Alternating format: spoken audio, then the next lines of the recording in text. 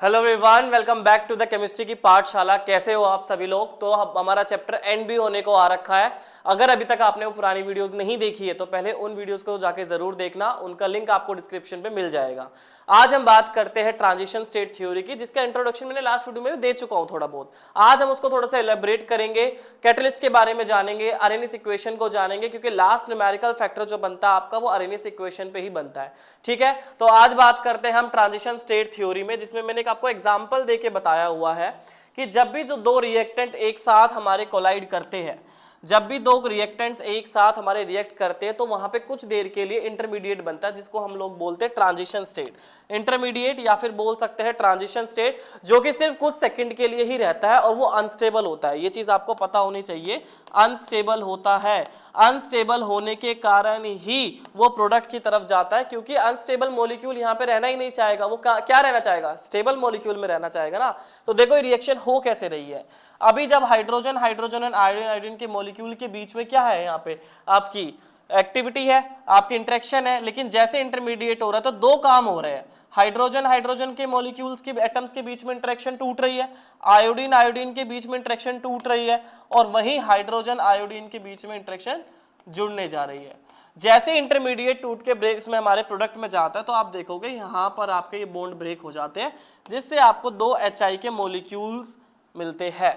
देखो अब ये रिएक्शन तो आपको समझ में आ गई। अब ये रिएक्शन क्या हो रही है, क्यों हो रही है, कैटलिस्ट के बिना कैसे होगी, टेम्परेचर के बढ़ाने से क्या हो जाएगा, बस यही एक्सपेरिमेंट हमने इसमें पढ़ना है। यहाँ पे आगे बात करते हैं। एक डायग्राम है जिसमें मैंने आप लोगों को एक्टिवेशन एनर्जी के बारे में बताया हुआ है। बहुत ही इंपॉर्टेंट है, क्योंकि यहीं से आपके नेक्स्ट जो भी टॉपिक है उस इसी ग्राफ से शुरुआत होती है। देखो कैसे, मान लीजिए लेफ्ट साइड यहाँ पे वाई एक्सिस पे मैंने क्या लिया है, पोटेंशियल एनर्जी, और एक्सिस पे लिया है रिएक्शन कोऑर्डिनेट। अभी रिएक्शन कोऑर्डिनेट क्या होते हैं, रिएक्टेंट एंड प्रोडक्ट के बारे में बात कर रहे हैं। तो मानो देखो ये आपके क्या थे, रिएक्टेंट थे। अब जब रिएक्टेंट एक साथ रिएक्ट होंगे, जैसे मान लीजिए एक रिएक्टेंट ए और एक रिएक्टेंट बी जब एक साथ कोलाइड हो रहे हैं, तो उस वक्त कोलिजन के टाइम इनकी एनर्जी बढ़ जाती है। तो क्या होता है, पोटेंशियल एनर्जी जो है वो बढ़ जाएगी। तो देखो ग्राफ में भी इसी तरीके से दिख रहा है। और जो आपका हाईएस्ट पॉइंट होता है, जब मॉलिक्यूल सबसे ज्यादा अनस्टेबल होता है, उस वक्त उसकी एनर्जी सबसे ज्यादा होती है। उसी वक्त क्या बोलते हैं कि वो कौन सा कॉम्प्लेक्स बना रहा है, एक्टिवेटेड कॉम्प्लेक्स। दूसरा अभी मैंने क्या नाम बताया था, इंटरमीडिएट। यही वो पॉइंट है, यही वो टाइम है जब आपका इंटरमीडिएट। अब देखो मैंने क्या बताया, एक सेकंड के लिए, कुछ सेकंड के लिए आपका कॉम्प्लेक्स बनता है। जैसे ही वो कॉम्प्लेक्स बना, टूटने लगा, वो टूट के किस में बन रहा होता है, प्रोडक्ट। और याद रखना केमिस्ट्री में कोई भी प्रोडक्ट बनता है तो रिएक्टेंट मतलब एक्टिवेटेड कॉम्प्लेक्स के कंपेयर में वो स्टेबल होता है। अगर वो स्टेबल है तो वो रिएक्शन, उसमें से हीट रिलीज हो रही है, हीट रिलीज हो रही है तो हीट अंदर से कम होती जा रही है। आपको एक बात बताओ, आप रनिंग करके आते हो, जॉगिंग करके आते हो, तो आप उस वक्त क्या होते हो, अनस्टेबल होते हो ना।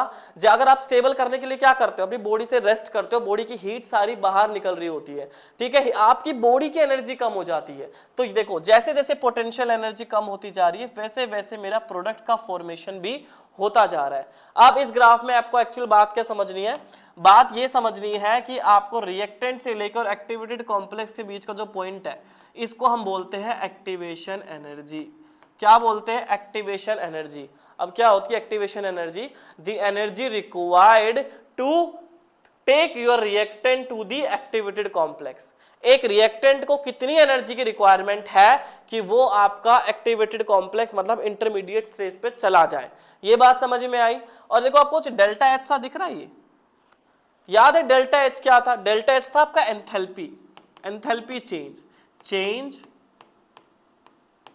इन एंथैल्पी। अब इसके दो साइन हो सकते हैं, एक हो सकता है नेगेटिव और एक हो सकता है पॉजिटिव साइन। मुझे बताने की जरूरत नहीं है, 10th क्लास से पढ़ते आ रहे हैं। नेगेटिव का साइन मतलब होता है एक्सोथर्मिक और पॉजिटिव का होता है एंडोथर्मिक। एक्सोथर्मिक मतलब हीट रिलीज हो रही है, हीट रिलीज हो रही है। अब इसी को प्रूफ करके दिखाता हूं मैं। देखो यहां पर प्रोडक्ट की एनर्जी क्या है, कम है, और रिएक्टेंट की ज्यादा है। दोनों के लेवल्स को देखो एक बार आप। यहाँ पे ये है प्रोडक्ट के लिए एंथैल्पी ऑफ प्रोडक्ट, और ये एंथैल्पी ऑफ रिएक्टेंट। तो आपको दिख रहा है किसकी ज्यादा है, रिएक्टेंट की एंथैल्पी ज्यादा है। तो डेल्टा एच का फॉर्मूला क्या होता है, HP माइनस में HR, और जब अगर आप नेगेटिव करते हो और ये वैल्यू अगर ज़्यादा नेगेटिव है, मतलब बड़ी आ जाती है, बिग वैल्यू होती है, तो आंसर आपका नेगेटिव ही तो आने वाला है। ये प्रूफ होता है। अगर यही एंडोथर्मिक का ग्राफ बनाना पड़ जाता तो भाई आप कैसे बनाते? ये देखो, अब रिएक्टेंट नीचे है और प्रोडक्ट ऊपर है। इस केस के अंदर प्रोडक्ट की एंथैल्पी ज्यादा है रिएक्टेंट की, और ऊपर रिएक्टेंट की ज्यादा थी प्रोडक्ट सी। तो ये ग्राफ आपको याद रखना, क्योंकि आपसे जेई में या बड़ा सिंपल सा पूछ लेंगे ये एक्सोथर्मिक का ग्राफ है या एंडोथर्मिक का ग्राफ है, कि डेल्टा एच का साइन नेगेटिव आएगा पॉजिटिव आएगा। तो बहुत ही बेसिक सा कॉन्सेप्ट था जो कि हम लोगों ने यहाँ पे इसको पढ़ा है। तो ग्राफ आपको समझ में आया है। चलिए नेक्स्ट हम बात करते हैं एक्टिवेटेड कॉम्प्लेक्स, जो कि हम डिफाइन की अभी बात कर चुके हैं। एनर्जी नीडेड, नीडेड का मतलब जरूरत, energy needed to form activated complex is called your activation energy. और ये की वैल्यू हमेशा कैसी होनी चाहिए? पॉजिटिव। अब यही बात भूल जाते हो, सोचते हो एक्टिवेटेड कॉम्प्लेक्स हमारा क्या होता है, सारी एंथैल्पी एंथैल्पी नेगेटिव कर दो, जितना एंथैल्पी नेगेटिव उतना बढ़िया। नहीं, एक्टिवेशन एनर्जी का क्या यहाँ पे वैल्यू होती है? पॉजिटिव वैल्यू होती है। अब दूसरी चीज, larger the value of EA slower the rate of reaction. अभी हमने ग्राफ में पढ़ा, देखो मैं आपको दो ग्राफ बताता हूं। किसके अंदर एक्टिवेशन एनर्जी ज्यादा है? बी वाले ग्राफ में ज्यादा है। अगर आप इधर से देखें तो ये रहा आपका एक्टिवेशन एनर्जी और इधर ये रहा एक्टिवेशन एनर्जी। तो बी ग्राफ में एक्टिवेशन एनर्जी ज्यादा। इसका मतलब क्या है? खुद सोचो, दो पहाड़ है, आपको चढ़ना है, आप इस पे लेट चढ़ोगे या आप इस पे जल्दी चढ़ जाओगे? इसका मतलब रिएक्टेंट से एक्टिवेटेड कॉम्प्लेक्स जाने के लिए टाइम लग रहा है। टाइम लग रहा है मतलब रेट ऑफ रिएक्शन, रिएक्शन का रेट कैसा है? स्लो है। तो आपसे पूछ सकते हैं, एक ए रिएक्शन है और एक बी रिएक्शन है, दोनों की एक्टिवेशन एनर्जी आपकी वैल्यू दे रखी होगी और बोला होगा रेट ऑफ रिएक्शन किसका ज्यादा है। तो जिसकी एक्टिवेशन एनर्जी कम उसका रेट ऑफ रिएक्शन ज्यादा, और जिसकी एक्टिवेशन एनर्जी ज्यादा उसका रेट ऑफ रिएक्शन कम। तो यह इनवर्सली प्रोपोर्शनल आता है। Activation energy is inversely proportional to the rate of reaction. देखो आपको समझ तो आ जाता है, ये छोटी मोटी चीजें होती है कि आपसे असर्शन रीजन एमसीक्यू में पूछ लिया जाए तो वहां पर आप घबरा जाते हो कि भाई क्या करना है क्या नहीं करना है, हम तो न्यूमेरिकल करके आए थे अरेनियस इक्वेशन पे। तो छोटी छोटी बेसिक सी सेंस है, आप प्लीज इसको ध्यान रखना। आगे बात करते हैं इस ग्राफ की। ये ग्राफ सबसे ज्यादा कंफ्यूजिंग होता है, मतलब इतना कि बच्चे सोचते हैं कि छोड़ ही दे इस ग्राफ को, और बहुत ईजी है। देखो आपको वाई एक्सिस पे लिया है फ्रैक्शन ऑफ मॉलिक्यूल्स। पहले तो इस बात को समझो कि फ्रैक्शन ऑफ मॉलिक्यूल है क्या। मान लीजिए कि आपकी क्लास में 30 बच्चे हैं और 30 के में क्या है, आपके पास 10 बच्चों के पास क्या है? कंप्यूटर है। तो फ्रैक्शन कितना हुआ? 10/30 हुआ। तो किसी भी चीज का हम फ्रैक्शन ऑफ निकाल रहे हैं, इसका मतलब किसी पर्टिकुलर चीज के बारे में बात कर रहे हैं, उसको डिवाइडेड बाय टोटल कर देंगे। तो मैं यहाँ पे बात करूंगा dn बाय में n, मतलब ऊपर क्या है, जिसका भी चेंज की बात कर रहा हूं, कुछ पर्टिकुलर नंबर की बात कर रहा हूं, डिवाइडेड बाय में टोटल।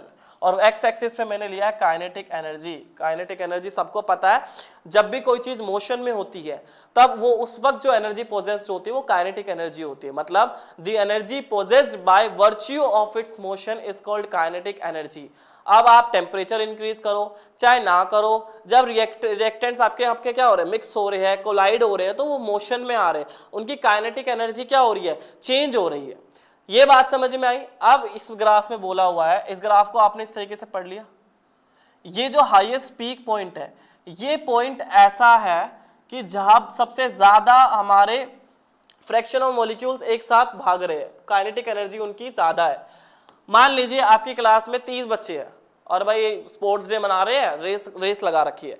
तो आप खुद बताओ अगर आप रेस लग रही होगी तो उसमें से 4-5 बच्चे होंगे जो बहुत ही आगे की तरफ जा रहे होंगे, कमी है। तो देखो ऐसे फ्रैक्शन ऑफ मॉलिक्यूल्स, ये रे फ्रैक्शन ऑफ मॉलिक्यूल जिनकी काइनेटिक एनर्जी सबसे ज्यादा है। सेकेंड, कुछ होंगे जो बहुत ही कम चल रहे होंगे, तो देखो बहुत ही कम स्पीड से चल रही है फ्रैक्शन ऑफ मॉलिक्यूल। लेकिन 30 में से 5 ज्यादा स्पीड से चल रहे हैं, 5 कम, तो बचे कितने? अब 10 हो गए साइड में, 20 बचे। 20 ऐसे हमारे बच्चे होंगे जो एक ही झुंड में भाग रहे होंगे, उनकी स्पीड ऑलमोस्ट कहीं ना कहीं सेम होगी। तो वो हमारा ये मोस्ट प्रोबेबल काइनेटिक एनर्जी के बारे में बताया हुआ है। ये बात समझ में आई या नहीं आई? अब बड़ा एक सिंपल सा एग्जांपल देता हूं। मान लो कि भाई आप 4 दोस्त भाग रहे हो रोड के ऊपर, ठीक है, रनिंग कर रहे हो, जॉगिंग कर रहे हो, पीछे से कोई कुत्ता लग गया आपके, है ना, कोई कुत्ता पीछे पड़ जाता है, तो आपकी स्पीड क्या होगी भैया? बढ़ जाएगी। अभी इसी एग्जांपल पे आ जाओ, अगर जो 20 बच्चे सेम स्पीड से भाग रहे थे है ना। तो अब उनके पीछे कुत्ता अगर लग जाएगा भैया, वो पीछे पड़ जाएगा, तो उन्हीं 20 की स्पीड क्या हो जाएगी, कम हो जाएगी, मतलब उनका रेट ऑफ रिएक्शन क्या हो जाएगा, बढ़ जाएगा। बस यही समझना है, इंक्रीजिंग द टेम्परेचर, टेम्परेचर बढ़ाने से आपके फ्रैक्शन ऑफ मॉलिक्यूल्स भी बढ़ जाएंगे। फ्रैक्शन ऑफ मॉलिक्यूल्स मतलब अब जो ये इतनी सी स्पीड पे भाग रहे हैं ना, ये आके इधर आ जाएंगे, जो कि नेक्स्ट ग्राफ में मैं आपको समझाने वाला हूं। बहुत सिंपल सा है। और एक एग्जांपल ले लो, अगर भैया आप मान लीजिए कहीं पे स्ट्राइक चल रही है, नॉर्मल शांति से स्ट्राइक चल रही है वहां पे कि भाई हम ये काम नहीं करेंगे, वो नहीं करेंगे, एक तो गर्मी ऊपर इतनी ज्यादा, ऊपर से आपको गुस्सा दिला के आपकी बॉडी का टेम्परेचर और बढ़ा दिया जाए, तो क्या होगा, जो लोग नॉर्मल शांत भी बैठे थे अब वो भी क्या करेंगे, गुस्सा दिला दिया, टेम्परेचर बढ़ा दिया, तो fraction of molecules, fraction of person का और बढ़ गया कि वो और अब वायलेंस की तरफ जाएंगे स्ट्राइक के लिए। कैसे, अब इस ग्राफ में मैं और आपको प्रैक्टिकली समझाता हूं। देखिए, जो ये ग्राफ था हमारा, ये पुराना वाला ग्राफ था ये, लेकिन जैसे ही आप टेम्परेचर बढ़ाते हो, आप खुद सोचना, अभी जैसे ही टेम्परेचर बढ़ाया तो ये ग्राफ देखो इस तरीके से आ गया। तो मोस्ट प्रोबेबल स्पीड देख रहे हो, पहले मोस्ट प्रोबेबल स्पीड यहां थी, मतलब मैक्सिमम फ्रैक्शन इतनी काइनेटिक एनर्जी से जा रहे थे, लेकिन जैसे ही टेम्परेचर बढ़ाया, फ्रैक्शन ऑफ मॉलिक्यूल जो मोस्ट प्रोबेबल है उनकी काइनेटिक एनर्जी बढ़ गई, जो कि दिखाती है, दर्शाती है कि टेम्परेचर बढ़ाने से काइनेटिक एनर्जी इंक्रीज होती है। काइनेटिक एनर्जी इंक्रीज हुई मतलब फ्रैक्शन ऑफ मॉलिक्यूल्स बढ़ गए, फ्रैक्शन ऑफ मॉलिक्यूल्स बढ़ गए मतलब रेट ऑफ रिएक्शन भी बढ़ चुकी है और एक्टिवेशन एनर्जी कम हो चुकी है। आप नहीं है तो देखो इधर, यहां पर ये एक्टिवेशन एनर्जी थी, ये अब एक्टिवेशन एनर्जी कम हो चुकी है। अब दूसरी चीज जो आपसे पूछेंगे, देखो अगर मैं ये एरिया लूं पुराना वाला, ये आपके फाइनल ऐसे थे जो मोस्ट प्रोडक्ट की साइड जा रहे थे या फिर ऐसे जो हाईएस्ट काइनेटिक एनर्जी के थे। जैसे ही आपने टेम्परेचर बढ़ाया तो देखो एरिया डबल हो गया, एरिया क्या हो गया, डबल हो गया। यही चीज यहां पे लिखी हुई है, एक एक लाइन करके समझा रहा हूं। It is clear from the diagram that in the curve T+10, मतलब 10 डिग्री सेल्सियस बढ़ाने पे, इस ग्राफ की बात कर रहे हैं, कौन से एरिया की, इस एरिया की बात कर रहे हैं, ये T+10 का है area, showing that fraction of molecules having energy equal or greater than the activation energy double leading the rate of reaction। 10 degree Celsius बढ़ाने से, सिर्फ 10 डिग्री सेल्सियस बढ़ाने से rate constant, rate of reaction आपका double हो जाता है, जो कि हमने चैप्टर की शुरुआत में भी जब हमने factors affecting rate of reaction के बारे में पढ़ा था तब भी हमने इसको पढ़ लिया था। फाइन, पूरा ग्राफ समझ में आया, ग्राफ समझ में आया, चैनल को सब्सक्राइब कर लेंगे भाई अगर चैप्टर समझ में आ भी रहा है, फालतू में नहीं यहाँ पे बैठना है आप लोगों को। चलिए अब आगे एक टॉपिक है हमारा अरेनियस इक्वेशन। पहले के टाइम था कि बोर्ड में आप लोगों को क्या होता था कि डेरिवेशन करने को देते थे, लेकिन अब डेरिवेशन करने को देते ही नहीं है। डेरिवेशन नहीं, डायरेक्ट न्यूमेरिकल्स पे आ जाता है, या फिर आपसे पूछ लेते कि ये करेक्ट है या फिर नहीं है, या ग्राफ पे क्वेश्चन आ जाता है। तो देखो, एक तो ये आपकी अरेनियस इक्वेशन है, K = A e⁻⁻ अब हर एक चीज पता होनी चाहिए। K क्या है आपका रेट कांस्टेंट, A क्या है अरेनियस कांस्टेंट, और E activation energy, ROT, R is universal gas constant. क्योंकि हम यहां पर एनर्जी की टर्म की बात कर रहे हैं, एक्टिवेशन एनर्जी, तो यूनिवर्सल गैस कांस्टेंट भी आपका क्या है, एनर्जी की टर्म में 8.314 जूल पर केल्विन पर मोल इनवर्स, ये वैल्यू आप लोग यहां पे रखेंगे। अब जब दोनों साइड लोग लेंगे, वैल्यू निकालेंगे, तो ये इक्वेशन बन के आती है हमारे पास, ठीक है। ये नेचुरल लॉग है, कैसे है, नेचुरल लॉग, ये नॉर्मल लॉग नहीं है, नेचुरल लॉग के अंदर आता है। और आपको कोई भी अगर इक्वेशन का ग्राफ बनाना है तो आप क्या करेंगे, उसको कंपेयर करेंगे y = mx + c। इसको कंपेयर करने पे तो देखो y का वैल्यू क्या आ रही है, ln k, ये देखिए। x पे अब खुद सोचो, x वेरिएबल पे क्या आ सकता है, क्या एक्टिवेशन एनर्जी आएगी, नहीं, एक रिएक्शन की एक्टिवेशन एनर्जी कांस्टेंट आती है। r आ सकता है, that is already a universal gas constant. T आ सकता है, बिल्कुल, T टेम्परेचर वेरिएबल है, तो x की जगह आएगा 1/T। अब स्लोप क्या है, m - EA/RT, इंटरसेप्ट है, बिल्कुल है जी, ln A, ये आ गया। y एक्सिस पे रख दिया ln K, x एक्सिस पे रख दिया 1/T, और इंटरसेप्ट आपका देखो ये रहा, और स्लोप नेगेटिव की तरफ। क्या कोई ग्राफ रटने की जरूरत है आपको, नहीं, आपको बस ये पता है कि किसके बीच में बनाया है, ln K वर्सेस 1/T, बस इतना समझ में आ गया। आपने इक्वेशन को y स्ट्रेट लाइन इक्वेशन मतलब y is equal to mx plus c से कंपेयर कर दिया, आपका ग्राफ आ चुका है। कोई डाउट? चलिए, ये हम लोगों ने अभी पढ़ लिया है। अब आते हैं न्यूमेरिकल टर्म्स पे हम लोग। अब इस वीडियो में इस अरेनियस इक्वेशन के न्यूमेरिकल पे बात नहीं करने वाला हूं।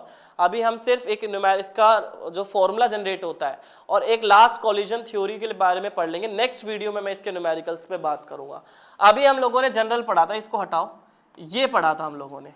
अब मैं क्या कर रहा हूं, इसको मान लीजिए जब मेरा टेम्परेचर 25 डिग्री सेल्सियस था तो उस वक्त उसी रिएक्शन का रेट कांस्टेंट आएगा लग K1। लेकिन वहीं पे अगर मैं टेम्परेचर को बढ़ा देता हूँ 50 डिग्री या 35 डिग्री सेल्सियस कर देता हूँ तो वही रिएक्शन K2 में बदल जाएगी, तो नेक्स्ट रेट कांस्टेंट आ जाएगा। तो यहाँ पे एक बार जब हम आपने T1 रखा तो K1 और T1 बाकी सब चीज़ें कांस्टेंट रहेंगी, T2 रखा तो K2 और T2। जब आपने दोनों को डिवाइड कर दिया है या फिर आप डिवाइड नहीं सब्ट्रैक्ट करेंगे तो आपको फाइनल इक्वेशन आती है ln log K2 बाय में K1 EA बाय में 2.303 R 1 बाय में T1 माइनस T2। इस इक्वेशन को अच्छे से याद कर ले। न्यूमेरिकल आएगा तो या तो इस पे आएगा या आपके इस पे आएगा, ज़्यादा कोई घुमा फिरा के न्यूमेरिकल नहीं आने वाला है। बहुत डायरेक्ट न्यूमेरिकल आता है, बहुत इजी न्यूमेरिकल आता है। ये आपको समझ में आया? ये है final Arrhenius equation. Arrhenius equation वो भी कब? जब टेम्परेचर आप चेंज कर रहे हो, कितना भी चेंज कर रहे हो, तब आपको अगर बताना होगा कोई भी चीज़ का बात तो आपको ये इक्वेशन यूज करनी होगी। मान लीजिए क्वेश्चन कैसे दे देंगे, K2 K1 R T1 T2 सबकी वैल्यू दे रहे हैं, आपको एक्टिवेशन एनर्जी निकालना है। बस आपको एक्टिवेशन एनर्जी निकालना है, फॉर्मूले में वैल्यू पुट करनी है, सारी चीज आ जाएगी। नेक्स्ट टॉपिक बात करते हैं हम लोग, effect of catalyst on the reaction. किसी रिएक्शन में कैटलिस्ट किस तरीके से काम करता है। मैं हमेशा एक बात बोलता हूँ कैटलिस्ट के लिए, आग में घी डालना।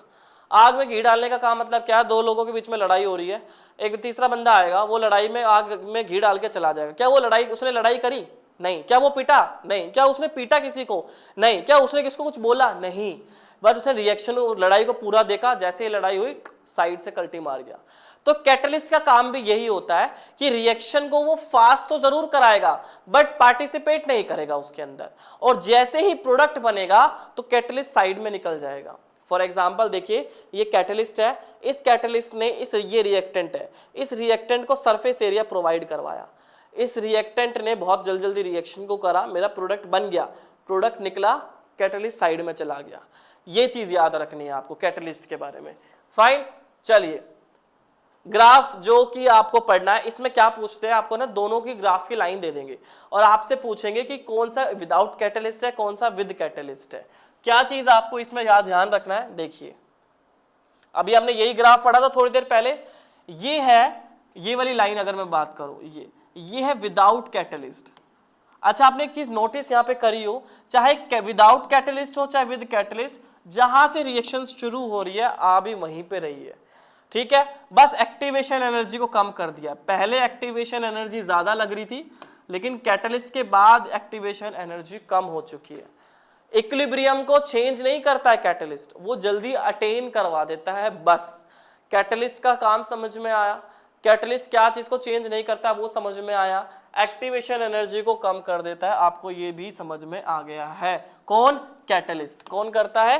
कैटलिस्ट काम करता है। इस पे आप एक चीज और भी याद कर सकते हो कि अगर आपको ये याद करना हो कि what is the characteristics of catalyst. Characteristics of catalyst 4-5 कुछ प्रॉपर्टीज है, कैरेक्टरिस्टिक्स है, वो एक जगह आप कहीं पे लिख लेना, कहीं याद रखना, बस उससे ज्यादा चेंज आने वाला नहीं है। तो आज की वीडियो में हमने बात करी अरेनियस कॉन्सेप्ट के लिए। आप लोगों ने transition state theory, fraction of molecules, kinetic energy का ग्राफ पढ़ लिया हम लोगों ने थोड़ा सा कैटलिस्ट के बारे में भी पढ़ लिया है। नेक्स्ट वीडियो में मैं बात करूंगा कॉलिजन फ्रीक्वेंसी थ्योरी।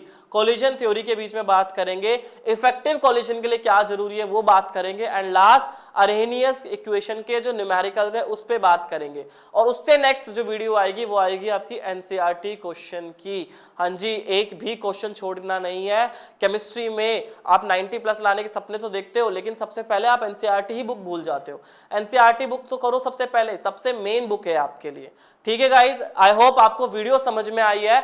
तो चैनल को प्लीज सब्सक्राइब करो, अपने फ्रेंड्स के साथ शेयर करो, और जितने भी हमने चैप्टर्स कवर कर चुके हैं उन चैप्टर की वीडियोस को देखो, नोट्स बनाओ, न्यूमेरिकल्स करो। कोई भी डाउट्स आते हैं तो आप हमें जरूर बताना। Thank you so much students, thank you so much guys.